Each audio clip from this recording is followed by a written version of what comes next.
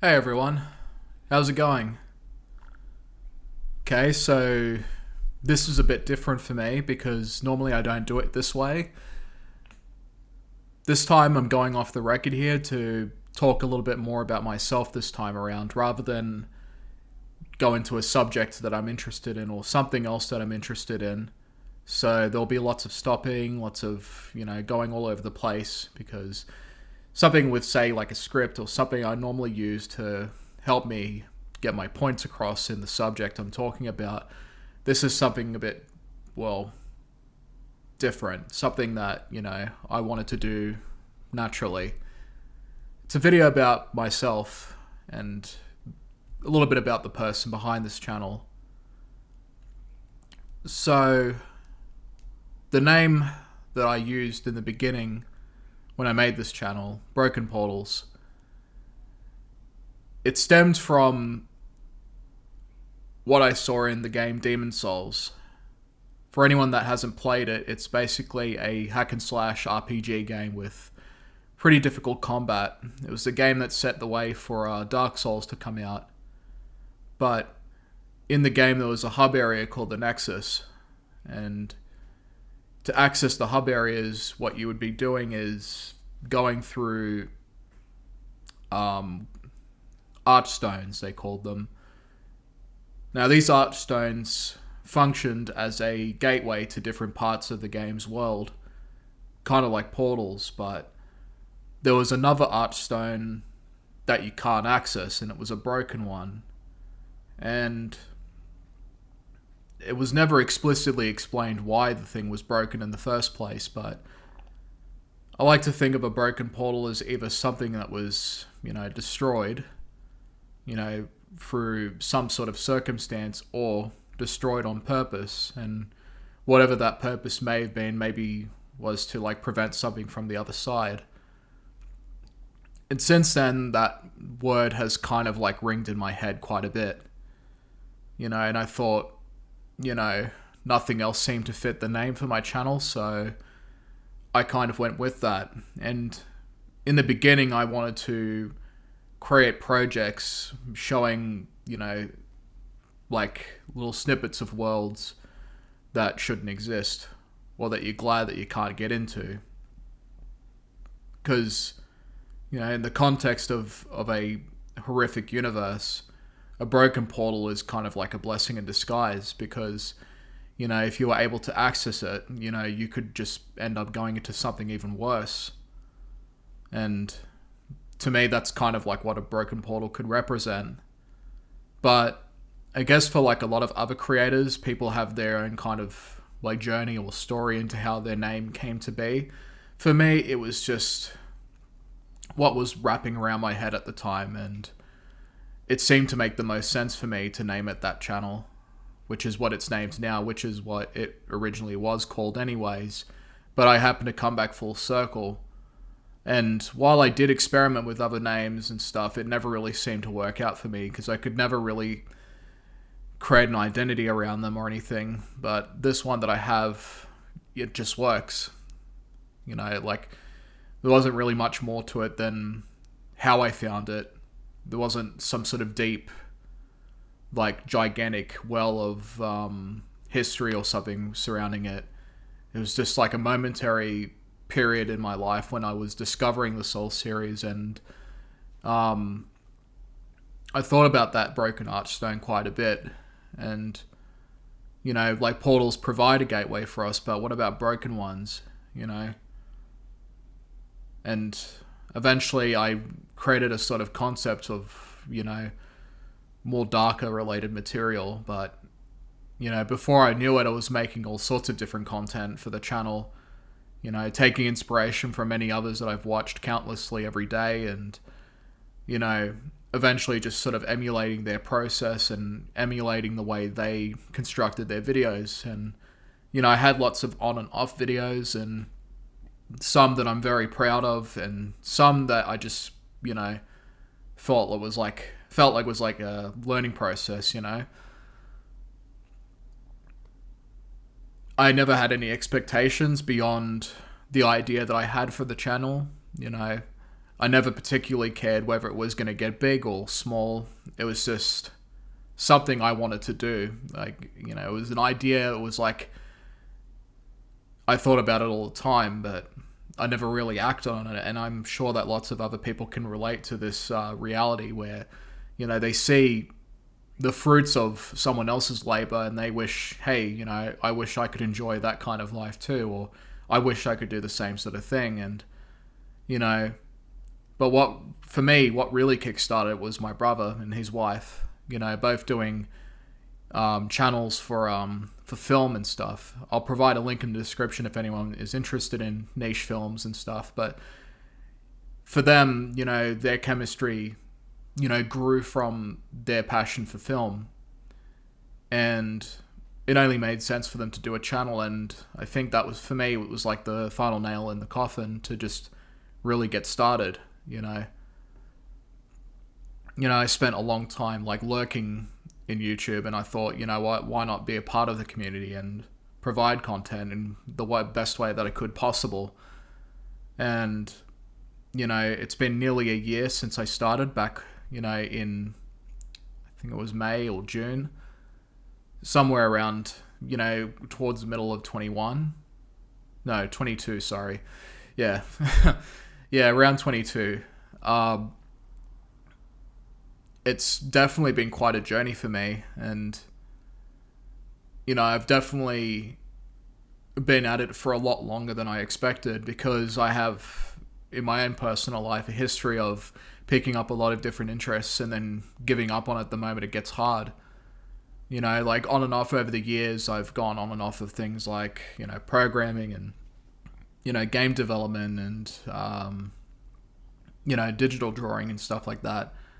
And only recently I've been coming back full circle with it, but this time with more effort put into it, given the fact that I told myself that, if I was able to do videos for this long, I can do pretty much anything else for a lot longer. It's always difficult to start. I made it one of my personal goals to learn Blender, the 3D modeling software that a lot of people use for 3D development, whether it be applications or games. And what I learned in the beginning is that the 50% of it that's hard is really just navigating the UI.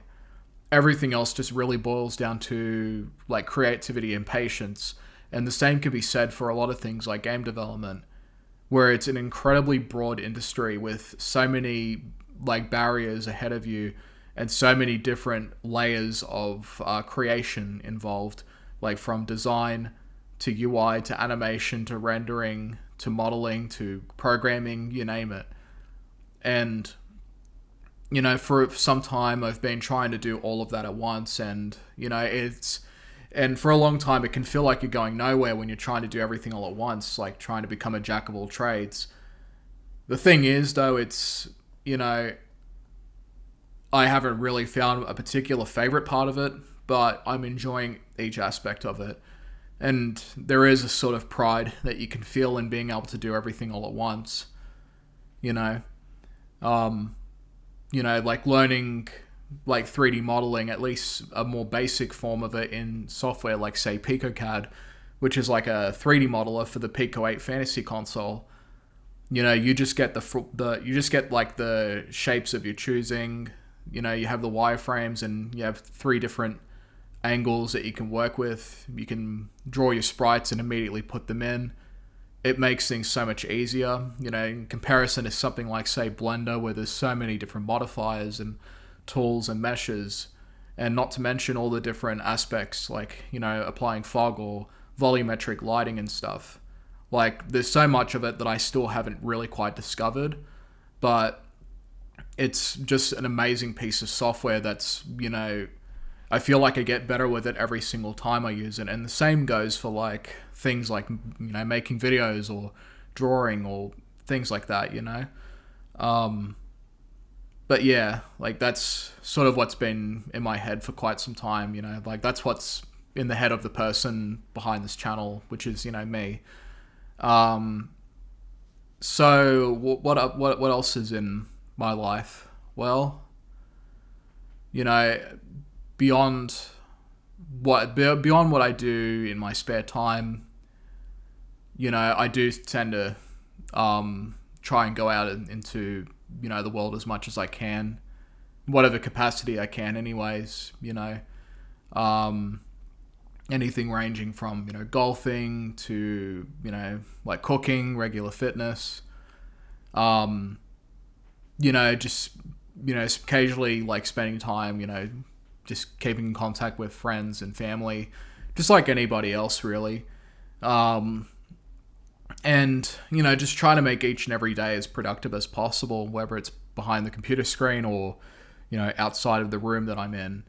But yeah, that's just sort of like, that's what I'm, you know, sort of going with, is just striking a sort of balance between, like, you know, the kind of work that I do, which is, you know, just more physical based, and, you know, whatever I do behind the computer is more just mental intensive, you know, whether it's just learning like code, like learning languages, just keeping all of my brain power for my passion projects and things that I like to do personally.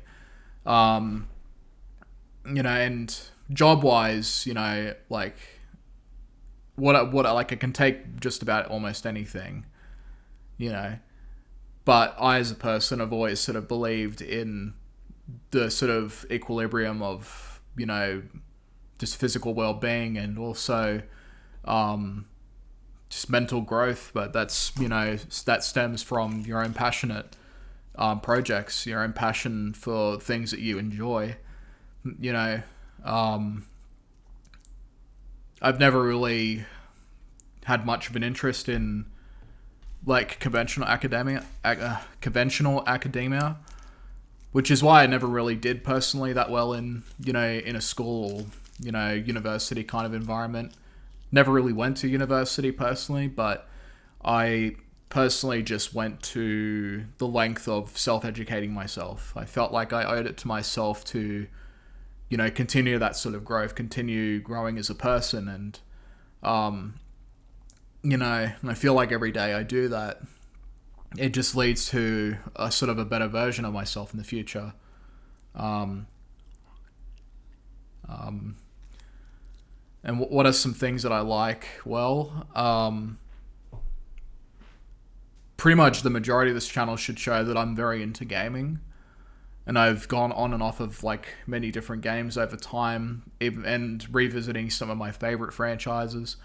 You know, like Doom, for instance. I started off with making a lot of Doom content, but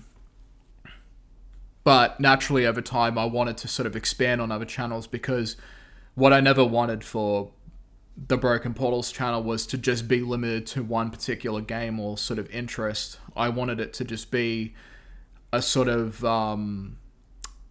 deposit of, you know, a deposit of creative videos that goes across different topics to the things that I'm interested in. So whether it could be about movies or shows or film or games, you know, music even.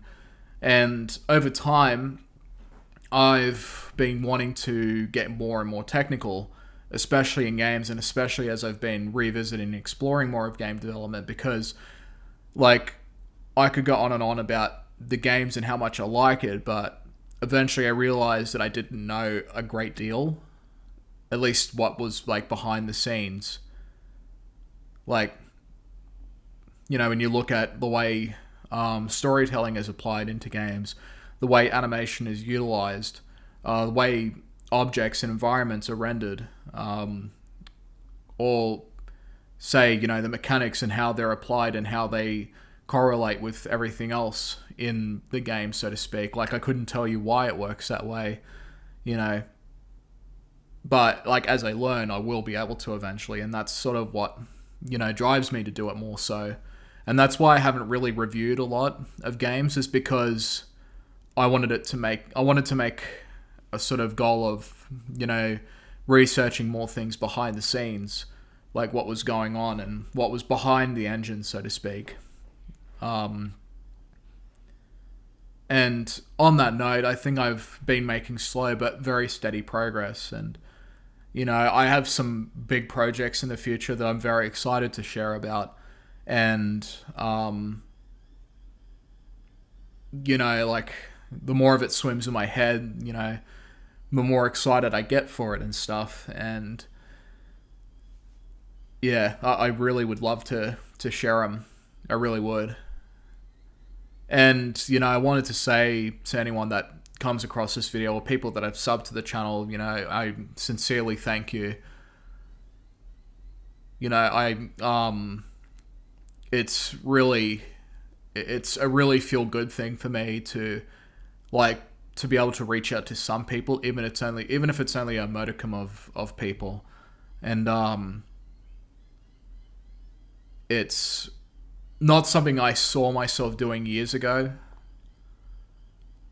And this was also at a pretty dark period in my life too, where I thought, you know, where I was at home, kind of like alone with my thoughts, and you know, there was some personal stuff that I was dealing with at the time that wasn't particularly easy, but it was something that slowly mended on its own while I tried to look for like positive outlets.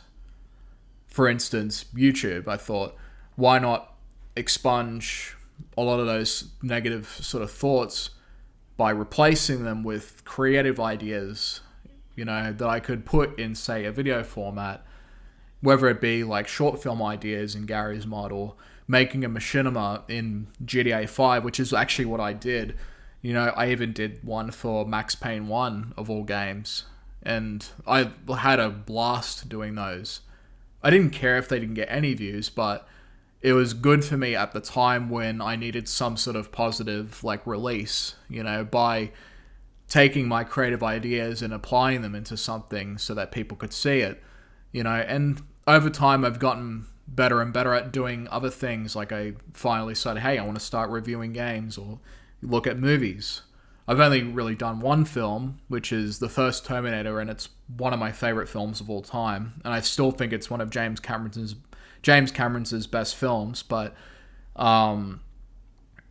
again, for the same reasons why I haven't done a lot of game like reviewings and stuff, with film I don't know a great deal of more of the technical aspects of film. And I feel like personally, if I want to review something, you know, I need to know as much about it behind the scenes as possible, you know. Like, I would love to revisit the game Dusk at some point, which is another absolute favorite game of mine. And I kind of want to look at the associations between that game and Quake, since they are very similar to each other. A lot of people do claim it to be kind of like Doom, a retro Doom, when it's really not. For anyone that's played Quake 1 and plays Dusk, well, anyone that has played the first Quake and has played Dusk will be able to see parallels between them. And that's the thing, you know, I see more of Quake in that game than I do of Doom. But in saying that, the impact that Doom 2016 had is undeniable, of course. You know, but I do kind of want to compare the two games together eventually. In fact, I'll even, at some point, show you how to make maps for that game too, for Dusk, because in fact you can also use the same level editor, which is called Trench Broom, which you use for Quake. You can do it in Dusk, because Dusk itself, from my knowledge, doesn't necessarily have its own level editor, but you can make Quake style maps with it, because Dusk built a lot of its bones around Quake, or at least the concepts of Quake. The first one, to be exact. And with Doom, you know, I made like a quick video on how to make a very simple level editor. I want to do more of that too, making maps, and this will also go into my interests of game development, which is also modding. For anyone out there that wants to do it, you know, but might be a little bit intimidated by it, modding is always an option. Because some games, like say Fallout New Vegas or Classic Doom or Skyrim, they give you a lot of resources, you know, behind their source code that enables you to change a lot of different things. And because you already have a completed game more or less, what you're more or less doing is kind of modifying it. So that will build into the logic of, developing a game and stuff, and seeing the differences made by changing what's in the script. And not every game has this. In the Doom franchise, for instance, Doom 2016 and Doom Eternal, they don't really have a big, extensive modding community like, say, Doom 3 or Classic Doom. But in saying that, all that just means is that there is some potential for some creativity, and I would love to see id Software recognize that potential, even in spite of the technical structure behind the Vulkan renderer and also the code written for that game. Because if you look at, say, something like the Snap Map, it's definitely possible to create a simplistic format and creating technically drawn maps with a lot of 3D rendering going on behind them. Absolutely. And it's like, with that design of the Snap Map, it basically takes what would take hours and hours of work to make those maps and re-rendering and drawing everything. But in Snap Map, you do it in minutes, and it's amazing. And in Doom Eternal, it's always been such a shame that they didn't replicate that process, for some reason. And I still feel like the Snap Map is like one of the biggest wastes of potential I've ever seen in a game. And it largely just comes from the 2-weapon limit. I think that was the one thing that held it back, In the multiplayer, maybe I could give that a pass, but not in the Snap Map mode, where all the creative juices could have provided Doom 16 with more content that it could have ever dreamed, But if the source code was ever released, then the wonders of that will go wild, As for what other games I'm interested in, Outlast Trials is coming up very soon, and I absolutely love the first game. The second game, not as much.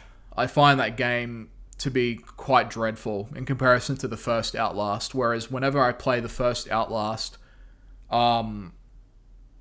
it's just an absolutely blissful experience from beginning to end.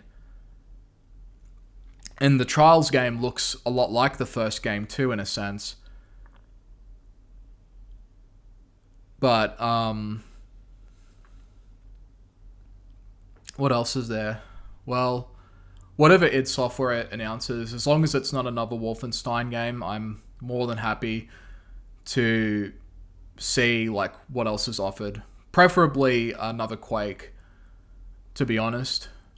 I think that's the one series in their belt that's never really had a consistent identity for it. In fact, the second Quake game wasn't even supposed to be Quake 2. They just they quite literally said they couldn't even come up with another name for it, so they just named it Quake 2, and that was it. And it really shows, because it looks nothing like the first game, even though I actually do enjoy Quake 2. I think it's a good game.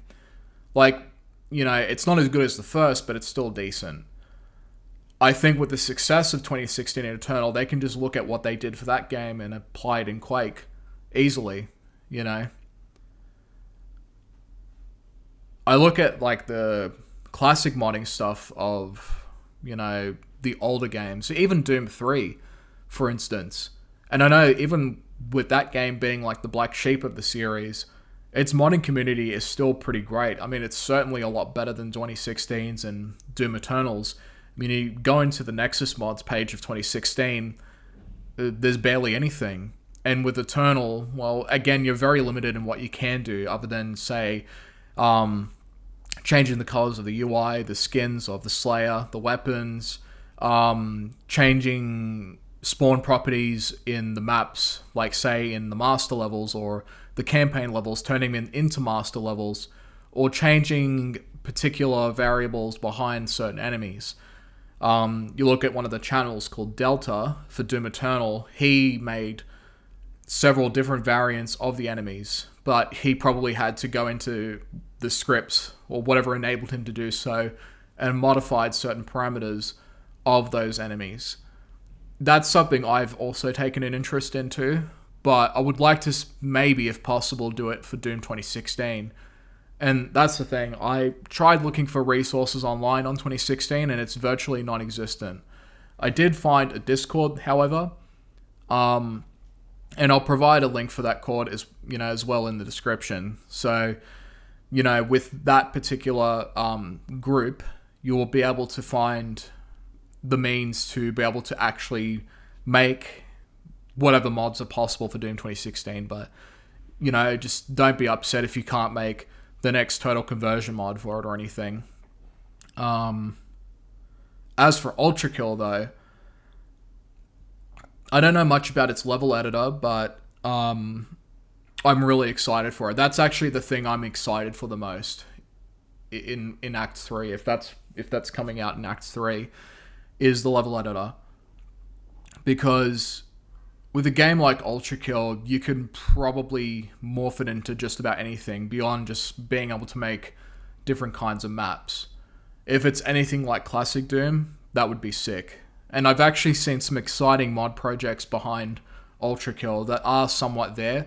For instance, Multikill, which is supposed to try and add multiplayer, even in spite of the developers' stance on the idea of multiplayer, which is basically it will never happen. And that's fine. But with the presence of modding and maybe open source modding of the game, something like that would be possible. And with its gameplay, like if you see the battles of V1 and V2, there's no reason to suggest that you can't just, modify certain aspects of the way those characters, or say even just V1, behave. You balance it in a multiplayer environment where it's a bit more even, It would be pretty awesome to see, but I guess we'll have to just cross our fingers for that one.